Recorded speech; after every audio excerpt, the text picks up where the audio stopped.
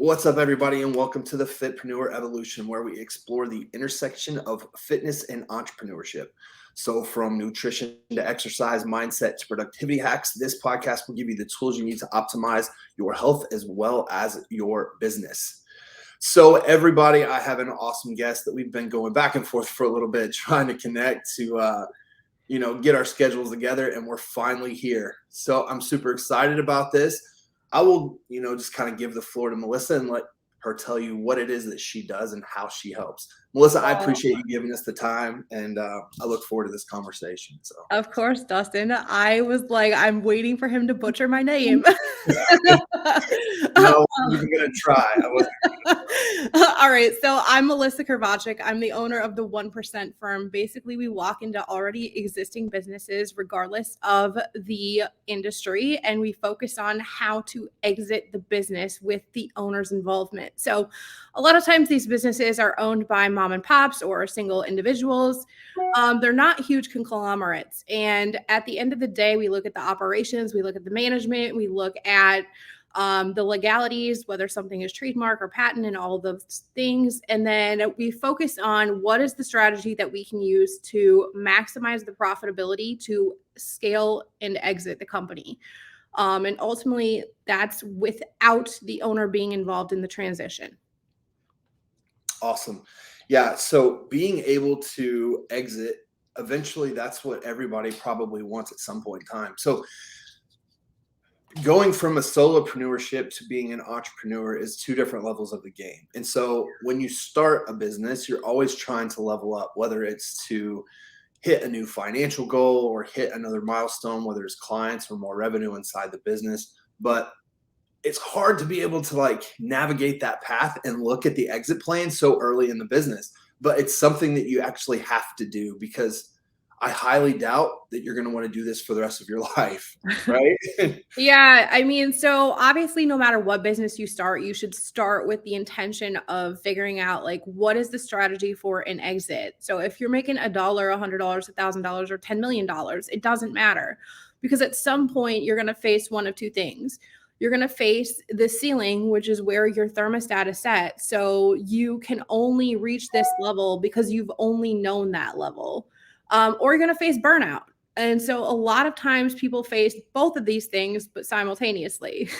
Right. So they're like, I want the next level, but now I'm also emotionally drained, financially drained, physically drained, and I am doing all of these things to get out of this company or grow this company. And I just am stuck. Right.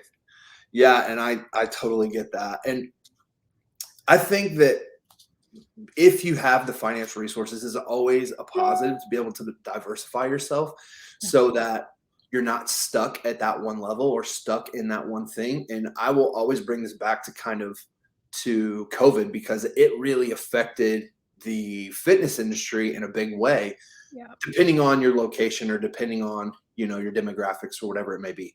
But like when COVID hit, gyms all over were shutting down. Mhm. And if you were an in-person fitness trainer or you were a gym owner and you did not prepare, or you didn't have the capital put aside to be able to sustain that period of time with not making any income, like that was hard. Like gyms were closing everywhere. And it wasn't necessarily just gyms, it was other businesses as well. But I use this as an example because you never know what's going to happen. So being able to diversify yourself and go, okay, even though my gym is suffering, I still have real estate to look at, or I still have real estate on the back end, or I still have online training, or I still have whatever it may be. And that was kind of how online training really kind of boomed. Like, back in 2015, 2016, when it first kind of came on the scene, it was like Alex Ramosi and stuff like that. And that's kind of, he launched his gym launch, his hybrid model. That's how I got into it.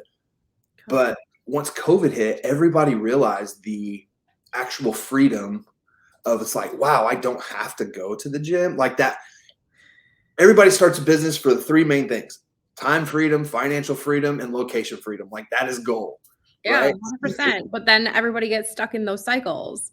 They get Yeah, one or two of the three, but not all three together. exactly. So being able to find out how to hit all three of those is kind of, I mean, that's the overall goal. But developing an exit plan at some point in time, whether you're ready to exit now or not, is crucial, because there will be a day and time where it's like, okay, I've had enough. Yeah, there's actually a local gym here that they put up for sale just not that long ago, and they did it for 175,000. It's a Fit 19 franchise. Okay. And so the owner is retiring, but he never thought about an exit strategy. So now what's happening is he's laid off all his employees, he's cleaning these machines himself, and he's trying to figure out who's going to buy his business. Now, the problem is his members are like members of the elite. So these guys can most definitely afford memberships, but they're paying between $1 and $20 a month, and there are thousands of them. So he makes $66,000 a year, which is terrible if you ask me. I wouldn't even keep the doors open. But he's trying to sell it for 175,000 on owner financing. And the problem with this is that he's still going to have to show up for the business, because if you owner finance a business of any kind, whether it's a gym or whether it's an online company or you're just part of the restaurant industry, whatever it is, like, you have an involvement. So if you don't strategize how to get yourself detached from the daily workload of these companies, you're always going to find yourself back in a job. Right. Yeah. And then it's like, why did I even do this? Why didn't I just keep doing what I was doing? And that's the problem most people face. Yeah. Yeah. It's like they think they're worth X, but they're really not worth that at all. Right.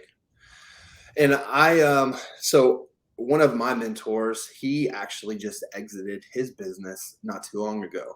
And I envy him for multiple reasons. One's because he taught me a whole lot of stuff in regards to, how to become a marketer online or how to navigate the digital landscape, all that stuff.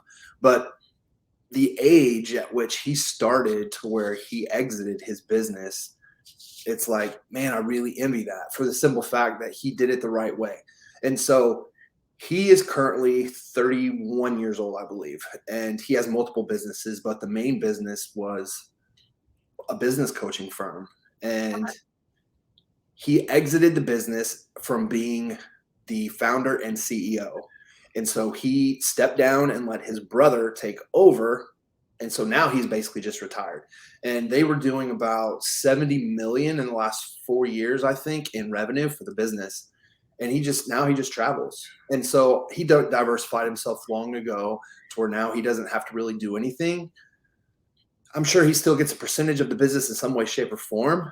But it's like, how awesome that would be to be 30 years old and like just travel. Like, that's all you do, just travel. I did that in my 20s. It was crazy. Yeah, I've been to 35 countries and lived in 3 and like have been on all 7 continents. So like, I mean, people envy that, but the reality is no matter what amount of money you make, you can still have the ability to travel. And that's what's cool about it. Like, you can go to Barbados for a very low amount of money, where you can go to Antarctica for, $4,000 or $5,000. So it depends on like where you're at. But it's so crazy that we get caught up in this comparison game, especially in your 30s, because like I too am in my 30s and I'm like, well, one of my friends just exited their business for 110 million. Now I've done 2 exits myself, so I'm familiar with the exiting strategy and deploying it and all of that, but never for over 9 figures. So that's where I'm like, there's always like another level and another level and another level. And you're always just like, how can I get to the next level? And it takes a crew of people, and it takes, a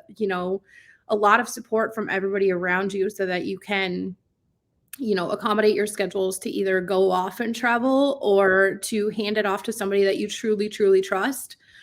So that they can run the business. Because at the end of the day, like, you're going to go through this cognitive process of stress because you're letting go of the very thing that you built. And that's hard for anybody that builds anything, whether it's their body or their business or their family. Right. Yeah, I love that in regards to what you said about the whole money thing. And I can't remember if it was a podcast or if I was on someone's podcast. I briefly talked about that. And again, it was my mentor that kind of had told me. And at this point in time, when he told me this, I was in the very beginning stages of building a business. Yeah. And so we all have this desire, and it's like, his was, he wanted to make $1 million. Like, that was his overall goal. I want to make $1 million. Yeah. And it's like, when he hit that goal, he thought that he was going to feel different. Like he thought something was going to feel different. No. He's like, what did he do? He went out, he bought like a $500,000 Lamborghini. He bought a small family house. And then he was like, okay, now what? Now how do I get to 5 million? So he kept hustling and he hit that. And it was like, no matter how much money he made, he thought he was going to feel something different, but he never did. And there would come a point in time where he's like, okay, now I'm sick of paying taxes. So I'm going to move to Puerto Rico so I can pay less taxes. And it had the opposite effect. He had to pay more because he wasn't an actual citizen of Puerto Rico. And so he moved back and is like, dude, the material stuff does not matter. Like he sold it all. And now, he had like a crazy penthouse in Miami. And it's just like, the money doesn't matter. Like if in order to be able to have that joy, like you have to be fulfilled internally. Like you just have to absolutely love what it is you do. And it's stop chasing the money, like chase a purpose, right? Yeah, it's not just loving what you do though. Like I think this is super important for us to talk about. So like you should love what you do. There is no question about that. And that thing that you are passionate about should make you money, but you must also find joy in other things, whether it's yoga or meditation, walking your dog, going to the gym, going out to eat with your partner, like playing with your kids, whatever those things are, those are the things that are going to bring you more joy so that you can pursue your passion at a higher level and make more money. So internally, you're going to find more fulfillment and satisfaction from the very things that don't bring you money because you just enjoy them. And I think that's important because when you're building and scaling a business and even trying to exit, you're trying to hone your focus in all of the time and money and energy in the business. But the reality is like, that's gonna die. Like that energy is very lethargic and it's very short-sighted. So there's a graduation speech that happened not that long ago where this kid is like, I worked all the way up to get to valedictorian for what, 2 seconds of fame? Yeah. No, it's not worth it. I can say that from my own experience. It's just not worth it. Right. Yeah. And you're 100% right. If eventually, like there comes a point in time, there has to be other things than just business or just, work or what makes you money. I always live by, my morning routine is what I enjoy because I have no distractions. I get a little bit of time to myself. I can think, I can read a book, I can sit outside and listen to the birds and drink coffee, whatever it is with no distractions. And that's like my morning I absolutely love because of that reason. Mm-hmm. And I have to force myself, like literally force myself to not look at my phone. Like do not consume social media for like the first 30 minutes of my morning. Do not answer messages. Do not look at emails. Do not do any of that stuff because I'm not ready to physically or mentally start my day. I just want to be at peace for a little bit. So like That's that biohacking. Like I intentionally leave my phone in the kitchen so I never have to look at it. So I bought this like cheap alarm clock from Amazon, which who owns an alarm clock these days? right. But it's because I know that in the middle of the night I'm going to get up and look at my phone and then I'm going to say like who's emailing me or who's calling or who's texting and I'll reply just because that's naturally my tendency. So now I've like allocated the phone to the kitchen. And I like go outside in the morning and walk the dogs and just like spend time in the backyard and do what I love to do because there is no thing that is going to get you through the day without having some form of you time. Like you've got to carve that out. Yeah. Making yourself a priority will kind of help you get to that next level because I always use this. I use this reference. Take it how you want. So you have to envision yourself as a cup, right? Okay. And so if you are a cup that is full because you make yourself a priority, your cup's going to be full. So you're able to pour into others that value your knowledge, you're pouring into your team, stuff like that. But if you don't make yourself a priority, your cup will never be full. So you can't show up or pour into anyone else because you're never full. And then what happens is you're just kind of negative. You have that fixed mindset. You're not in that growth mindset state, and you're just drained. That's just kind of how my take on it. Do you agree with that, or do you? So I think when like you get drained, right, then you're suddenly searching for an outlet to give you short-term energy. And this is when people bounce to like energy drinks, sleeping pills, video games, alcohol, porn, whatever the thing is, because all entrepreneurs have an addictive personality type. So whatever your addiction is, it's going to be like a negative and it's not going to help you. So if you can move your energy into something that's much more like positive and healthy for you, then you're going to find yourself making a lot more money and feeling a lot better about yourself internally. So, if you wake up immediately and your first drink is like Pepsi or Coke or Monster or some form of energy, you already know that you didn't get enough sleep. So Right. now you're going to try to hit the gym and you're not fasted and you're going to be getting like, so one of my friends goes to the gym for 2 hours. And the thing is, like, I don't understand. What are you going to the gym for 2 hours for? Right. Like, Right. I can do in 20 minutes what you can do in 2 hours, but my focus is entirely different. Yeah. So it depends on like what your outcome is. If it's feel good energy, rise to the top, get to the 1%, then you need to focus all of your energy on whatever it is that you're doing from a task perspective. But you also need to allocate all of these things out so you have time for them. So one of my things is like I intentionally make 7 hours a week to myself. Like whatever that looks like, could look like the salon or could look like a massage, whatever the thing is, I intentionally set aside 7 hours a week so that I can focus on those things. And that sort of number has been really, really amazing for me to just know that I can shut my phone off without worrying about who's calling on the other end. And a lot of times, like I'll tell people, like, hey, I'm going to be out for an hour or two, whatever, on this day. So feel free to like know that when I get back, I'll get back to you. Right. But you do not have to answer your texts or your calls or your emails or anything like that the second somebody messages you. You just don't. It's not an obligation that you have. Right. Yeah, I agree with that. Making good habits, like there comes a point in time it's like, okay, like you said, entrepreneurs have that addictive personality. Mhm. And when you realize that, then you start replacing. It's just like, okay, for the people out there that are like online fitness trainers or in-person fitness trainers, and this is what you do. You tell this to your clients all the time, right? It's Yeah. like all you have to do is you're going to replace your bad habits with good habits. The same thing goes for you. You can't be a hypocrite and tell your clients to do that, but then not do it yourself. So when you learn to lead by example, replace the bad habits with good habits, make yourself a priority, then things will kind of start changing. It's like you're building momentum for the positive when you start doing those things.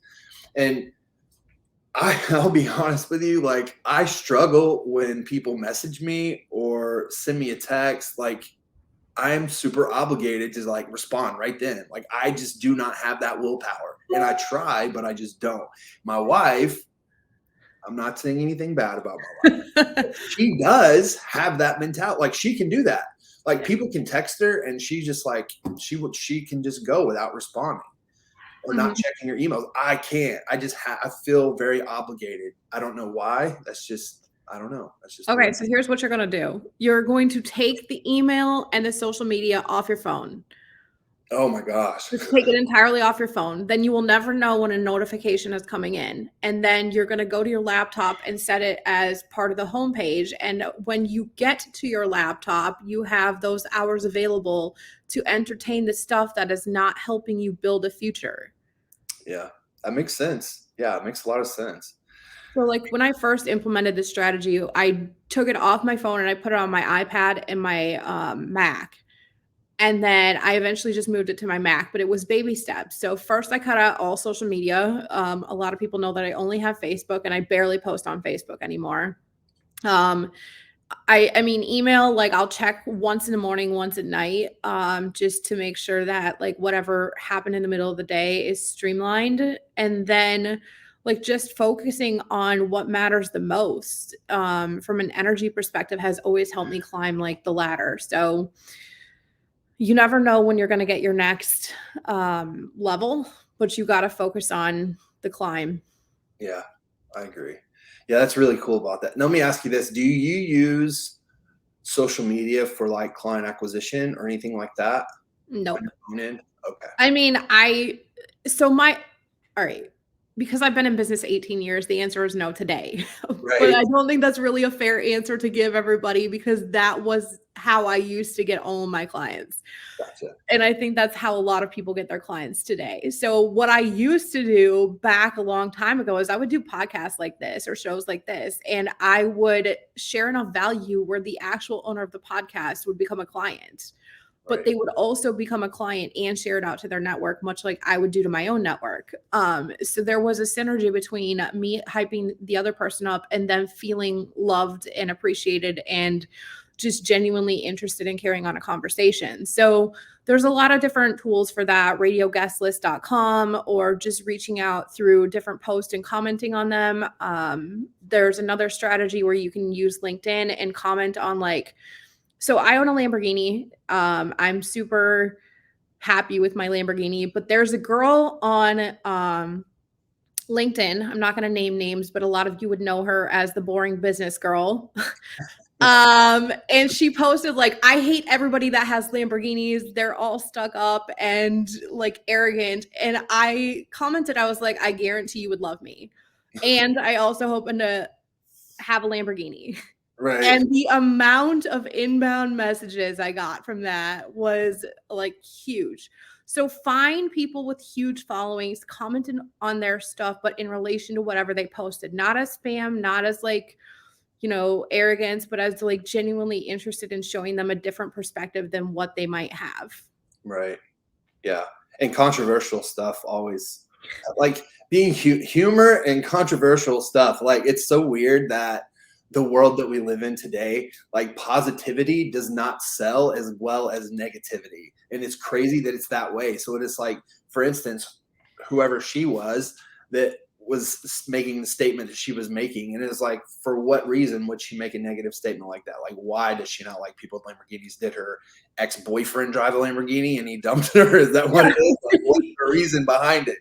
But I get a lot of people with supercars are arrogant.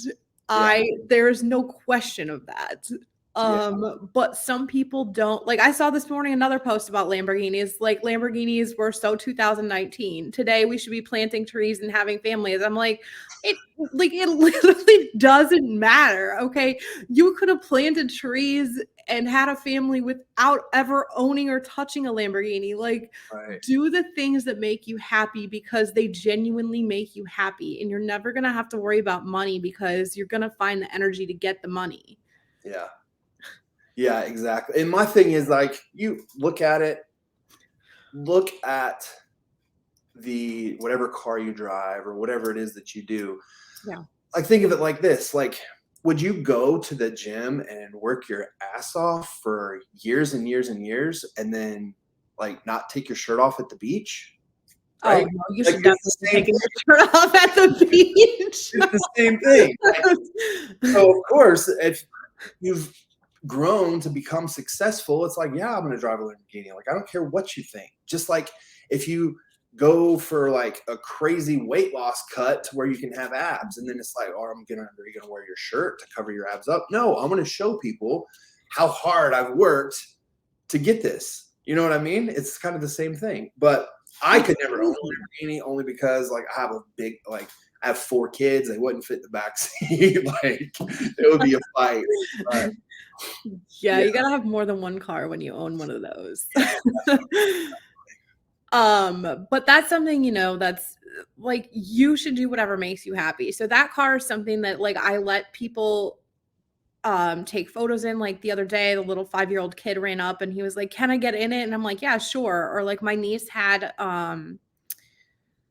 the Catholic bread of life thing. I don't know what it's called. And she wanted to get in it. Or there's been people that are from other countries that wanted to take photos. The thing is no matter what you do, if it's fitness or if it's business related, be proud of that, because if you continuously negative self-talk, you're not going to get the results that you want. So I've lost 110 pounds naturally. So I, focused all my time and energy in not spending 2 or 3 hours in the gym per day, but rather what are the simple things that I could do that would elevate the results without feeling forced or burdened or like I'm draining all my energy. And so Right. I think that a lot of people in the fitness industry teach like, okay, go on keto or eat all this meat or like do all these shortcuts or like what pill could you take to cut weight? No, sir. No. Like you need to do the work the right way and it's going to take a long time. Right. And when you do that, you will feel better than you would have felt if you took a shortcut because those results are short-lived just as much as the results that you take when you take the time and effort and actually understand the chemistry of the body are long-term results because you can maintain and sustain that. Exactly. Yeah. That shortcut stuff is just not sustainable long term. And I agree with you. And it's much like owning a business or building a business or doing whatever. Like there is no overnight quick fix. And like I'll use these courses, for example. People sell these courses and I have nothing against them. Maybe they work, maybe they don't. I've never bought one. But people will sell these courses for $500, $1,000, $2,000. And it's like, you can make X amount of dollars in 30 days if you use this course. Yeah. And so it's much like weight loss or fat loss or muscle gain or all of this other stuff. It's like, yeah, use this simple program and lose 30 pounds in the next 90 days. Well, we all know, well, not we all, most people know that that is not sustainable. Like that is super unhealthy. That's super unhealthy. And everybody wants the same thing. Like they want it to be quick, they want it to be easy, and they want it to be low risk. Like that's what they want to know. That's how do we get that? And so in business and fitness and everything else, that's what people look for is the new next shiny thing that's going to help them overcome whatever their struggle is. It's like if you just learn the systems and the process and put in the work over a long period of time, you'll be able to do it for long term. The saying that I always like to use: short-term sacrifices for long-term achievements. Like that is goal. Like that's the whole thing. But it's all between your ears.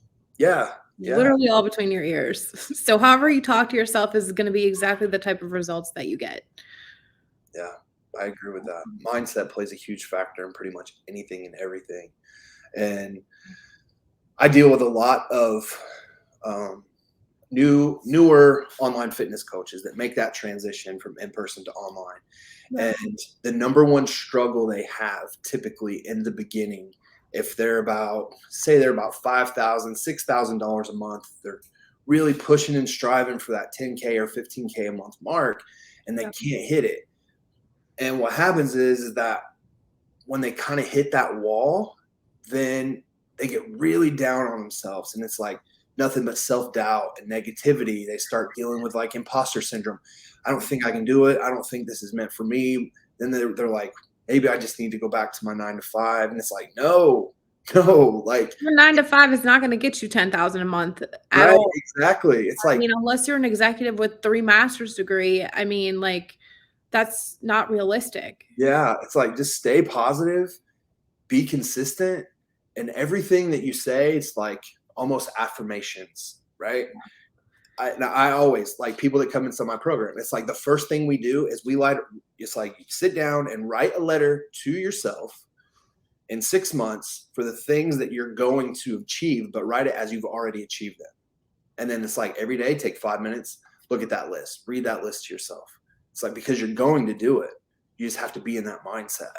But you need to also be able to adjust throughout the process. So, like, I'm going to give an example from my own life. Last July, I moved to Florida from Minnesota, and I was able to attain this like super amazing house. Like everybody in Florida, it's a pretty big deal to own a Lamborghini and own a mansion on the golf course. So at the end of the day, I hated Florida. There was nothing about Florida that I liked. I know I'm a Midwest girl. So I literally said, whatever fits in the Lamborghini is what I'm going to take to the Midwest. So this house right now is an Airbnb. So much like your friend that sold a business, it's just like you just do whatever. Like there's no way to do life, right? So it's a little different if you've got 4 kids. You want to have that stability and security and have your own like place, and you need to be much more cognizant of moving from like having everything to like just whatever fits in the Lamborghini comes. Right. So it's not just stay positive, because that's not really a thing that you can do every day. You're not going to feel positive every day, and that's okay. But you still need to do the work. So take your emotions out of the equation. Um, Money, it doesn't live on emotions, it lives on transactions. It's the same with fitness. You still must get up and get the protein and do the workout and show up.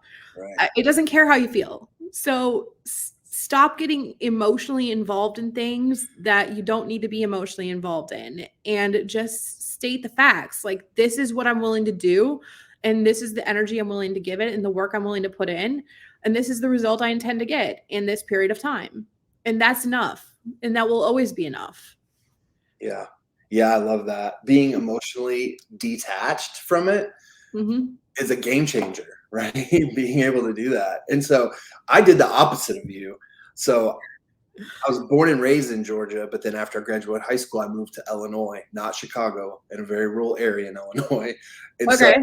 that's where I met my wife. We had our kids. I've lived there forever. And then about, I don't know, maybe 8 months ago, is Mm-hmm. like, we want to go south. I want to go back south. We like to visit the beach and all that. So we packed up and we moved Yeah. south.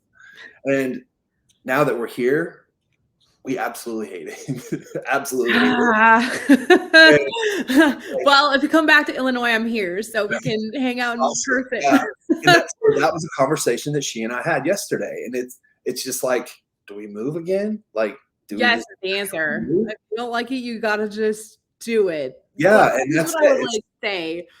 Whatever things that you have can always be replaced. So know that you're not obligated to take them with you. And maybe that's the best thing for your family, is that you don't like this, so you don't have to like it. Just Right. sell everything that you have and show up in a different location, and as a team rebuild what you already have, but the structure will be much more secure, Yeah.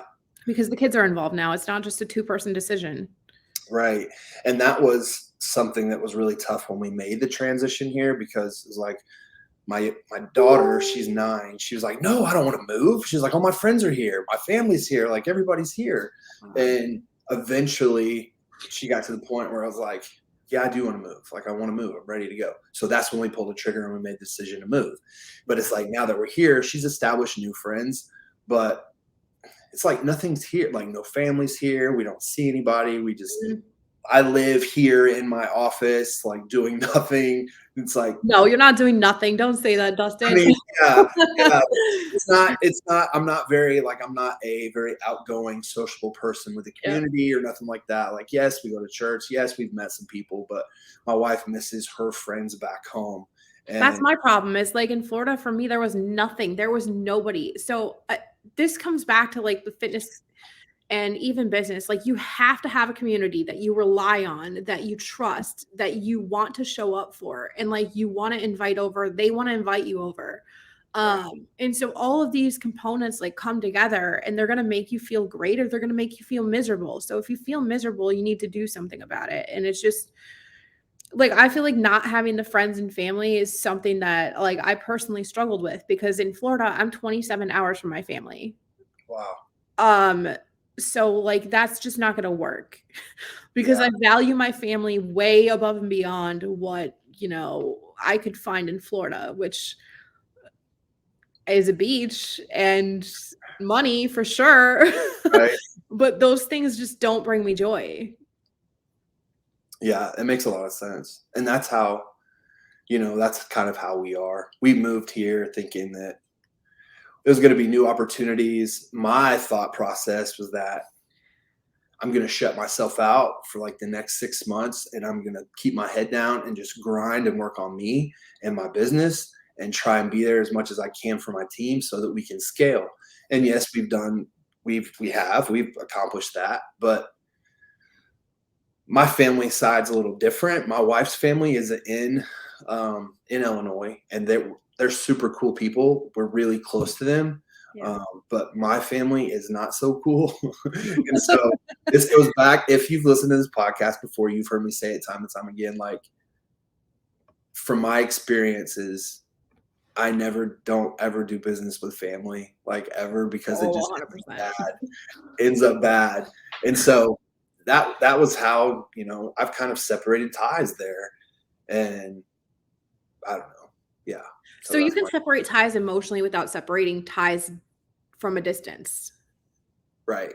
Yeah, that's true. So that's a forgiveness, like, sort of path that you need to take, is just say, like, I forgive myself for putting myself in these positions, but had I known better, I would have chosen better. And I didn't know better. So now I'm in a totally different situation where I'm going to have to choose what's best for my family, regardless of the amount of money that it's going to cost me to make this happen once again. Right. Because it's going to be exhausting just as much as it's going to be financially expensive. Yeah, exactly. And that's the thing. I think it's just you're constantly learning lessons. Like, that's Yep. how I take it. It's like, okay, it's not that I failed, it's that I learned a lesson out of this. What's the biggest lesson that I've learned? Well, here we are. Don't make decisions on a whim. And something that I talked to a branding expert the other day. I was going to hire him to kind of go forward and do stuff because I'm big on investing in myself. And Yeah. I didn't really find that it was a good fit yet because I'm not at his level. I don't need to do that. But with that being said, I had a really good takeaway from our conversations. And he said that anytime you go to make a decision, the longer you think about it, you become an overthinker, and that you're always going to say no. That's just kind of how our brain works. And so he said the way you need to structure that is that when you're faced with a decision, you need to go, what's the best outcome? What's the worst outcome? What's the most possible outcome? And when you have those three things determined, then you go, okay, 5, 4, 3, 2, 1, and you decide. Like, you don't wait, you don't sleep on it, you don't do none of that. What's your thoughts on that? No, that's a bad strategy. Okay. Okay. That's what I was like. I don't agree with this at all, Okay. because at the end of the day, the biggest decisions take the longest to make. Right. So you need to sleep on it. You need to take yourself out of the emotionally charged situation, which is how you've come to the realization that you need to make a decision anyway, Mhm. and think about the consequences, because everything is going to have consequences. And so if you're just counting down 5, 4, 3, 2, 1 and throwing a decision out in the air, like, that's the same as him telling you, that's the hypocrisy of him telling you don't make a decision on a whim. And yet here we are in a 5-second countdown making a decision on a whim. Like, Right. that doesn't make logical sense to me. And it also doesn't make sense that you would want to connect with that individual, because the energy is entirely different, Dustin, from what Yeah. you are looking to do and what he is looking to provide. And so when things don't align, they're just not going to work out. But the other question to ask yourself is, has this other person done the things that you want to do, not just in terms of branding, but in terms of having the responsibility that you have, and for how long?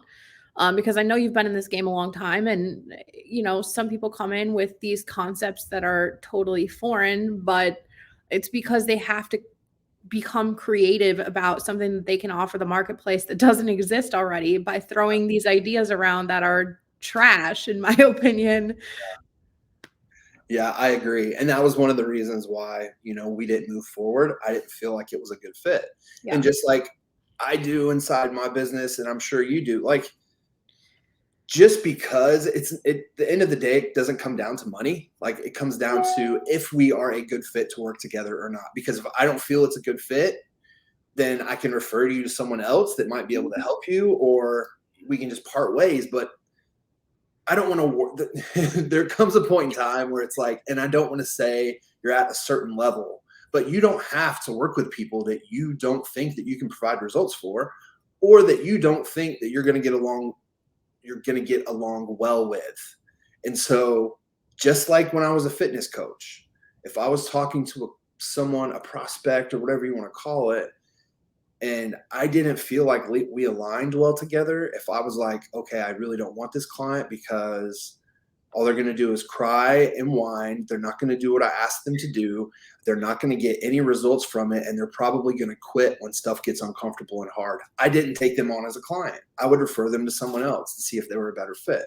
And so just like now, if there's an online fitness coach that comes to me for help and, you know, maybe they're brand new trying to start their online business, and it's like, I just don't feel like we vibe well together. I don't feel like we align. So it's like, I have tons of other people in my network that I can refer you to that I think will be able to help you better.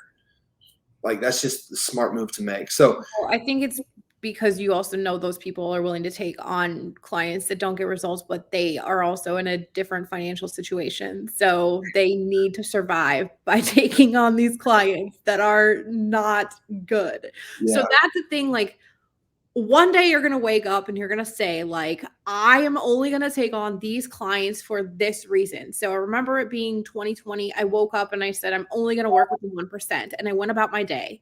And next thing you know, I had $1.5 million client. And how that happened was all because I sat myself down on the living room couch and I said, listen, like, I'm sick of being dragged through the mud. I'm sick of having like bad energy. I'm sick of not sleeping. I'm sick of like just the things that are going on in my life. The 1% does not miss their sleep. They do not miss their workout. They do not miss drinking water. They do not miss hanging around positive, like-minded people. They don't miss traveling. They don't miss, you know, building a family and having a business. They believe that they can have it all, and they do that. right. So like, we can work with people who are struggling, who have low vibrational energy, who are just stuck in life, or we could just skip all that and say, like, okay, this is what I'm doing and that's what I'm doing. Right. Yeah. When you sort of say, like, I'm working with the 1%, then everyone else feels like, what are you talking about? And it's just a decision. Yeah. You fit with, you do whatever aligns best with you. You know what I mean? And that's completely okay. And you have to just, there comes a point in time when you're at that place where you sit down and you make that decision and it's like, no, this isn't working. This isn't what I want to do. I'm not happy doing this. This is what I want to do. And you just pivot. And so being able to come to that realization that it's okay to pivot, I think changes a lot of things for you. That's what, you know, I was in the same position when I was doing online fitness. There come a point in time and it's like, it wasn't that I didn't enjoy fitness. Like, fitness was my passion. That's why I started doing it. But then at the end of the day, it's like, I don't relate with it anymore. Like, I'm getting older. I have more of a passion for like the business side of things, logistics, operations, being able to scale businesses and stuff like that. And the volume was there to where it was like, okay, I can do two things half-assed, or I can do one thing really good. So it was like, I made that pivot and I enjoy it. I enjoy what I do now. I don't regret the decision that I made, but being able for you to make that decision and go, you know what, I just want to work with the 1%. That's awesome. Like, Yeah, like, but what is the definition of the 1%? That's what people should be asking themselves. right. But also, like, in the gym, right? So you could go in the gym one year and you could have this like rudimentary schedule that you're going to do shoulders one day, legs one day, and like back one day. But then the next year, you're like, okay, I only want to focus on weightlifting. I'm not going to focus on cardio, or vice versa. Like, I'm going to become a runner and I don't want to lift anymore. Like, you can always change up those things, and no one's going to like disown you or discuss like your lack of doing. You're still doing. You're just not doing the same thing repetitively so you don't feel worn out. Right. That's what we do as people, like as the human race. Like, so what we do, we adapt to survive. Yeah. So it's okay to change and adapt to different things. Like, no one wants to do the same thing forever, I don't think. Like, it becomes boring and becomes stagnant. And it's like, why do I keep doing this? So even though you're being consistent, just in a different way. Yeah, like, that's how we come back to the two things. It's like people burn out or they just hit a glass ceiling, and it's because they're used to doing the same things every single day. They wake up and take the same actions every single day. They spend the same amount of money every single year.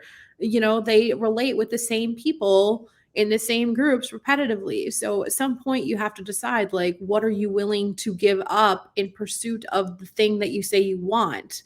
And so that's hard, and it's going to come with its own challenges, and you're going to be like mentally struggling through some of those points, and you just have to realize that no matter how hard the mental struggle is, like, you just stick to the very thing that you said you wanted.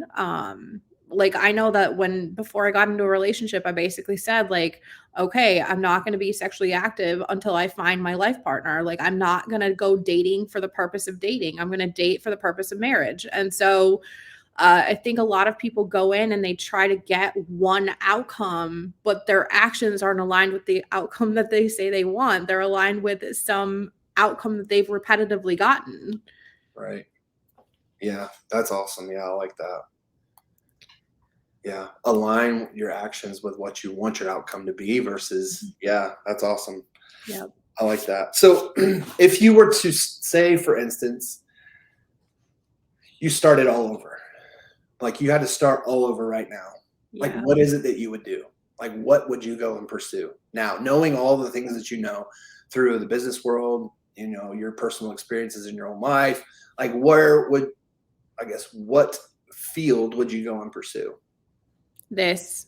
I honestly will do this probably till the day I die. I don't think that retirement is a thing for me, and I've already sold 2 consulting firms, so I always come back to this. Like, no matter what I go through, it's this or real estate. So I do both of them. I'm super passionate about buying houses that nobody else wants to buy and fixing them up and making them feel like home and like you belong. So this is why I'm not scared of like redoing my life necessarily. But like my first house, I bought it off Facebook Marketplace for $47,000. It was a firehouse. It had 126 code violations. And it took me 8 months and $120,000. So here's the thing, like you're gonna find yourself in a situation where you say, like, I want something different. At that time, I didn't want to pay taxes on consulting because why the hell would I? Right. So I needed to find an outlet, and the outlet was buying a house. But that house brought me joy because I had to show up and I had to like put in the work to figure out how to design it so we could move past the code violation. So the same thing is happening in every one of our lives. Like maybe you're showing up today and you're not feeling your healthiest. So like how could you design your life so that you feel healthy? Or maybe you're showing up and your housing situation or your financial situation isn't like what you want it to be. So how can you design your life so that you can have those things? So I love to spend money. Anyone that knows me knows that, even though I claim to be frugal, I have to literally like protect myself from spending too much money. So real estate is one way to do that. Diamonds is another way to do that. It's a cycle. So if I ever were to go broke, which I hope never happens, but if it did happen, I would have these plans. So you start off with one thing, in my case, consulting. You become super passionate about it, but you have to expand out to other areas because you're going to experience a point where you just want to do something else. Even Right. if you want to come back to the core decision, you're going to want to experience other things, and that's going to help you like grow and push boundaries in your current business. Yeah. Yeah, and I agree with you in regards to like real estate is definitely an awesome way to diversify yourself. I enjoy real estate as well. Um, Being able to rehab something and see it go from what it was to what you make it and what you create it to be, Yep. and then knowing that you've added so much value to something just by simply rearranging it. You know what I mean? I enjoy that. So when I first moved to Alabama, that's what I was like, I need to buy real estate here. I need to buy some real estate. So me and my wife bought a piece of commercial property, and it had a brand new tattoo shop in it, never been opened yet. And so we were like, my wife does cosmetology, she does microblading and stuff like that. And she was like, I could like work out of the shop. So cool. That's what she started doing. But here's my thing on real estate. Location means a lot. Location is a lot. Absolutely. So Absolutely. yeah, we had no idea like about the surrounding areas of the town or anything like that. It was one of those quick decisions that we just made, and come to find out that it was in a town of about 2,000 people, maybe if that is where the business was. And needless to say, it didn't last very long. The building did, but the business did not. So, Yeah. yeah. Anyway, well, this has been a super cool chat. Like, I appreciate your time. Is there, let's see. So if anyone out there that is listening and they might need to come up with an exit strategy of their own, or they might be interested in learning how to create an exit strategy for the future, how can they connect with you? How can they learn more about you? Stuff like that. So the 1%firm.com. That's the easiest way to do it, or staff at the 1%firm.com for those that like email. Or you'll just find me on Facebook, but that's the only way you're gonna find me. Otherwise, like, I'm happy to provide my cell phone because you're only gonna call or text or message me if you actually intend to follow through. So that number is 404-388-1363. Awesome. You have a 404 number. That's I do. weird. That's like Atlanta. That right? is Atlanta.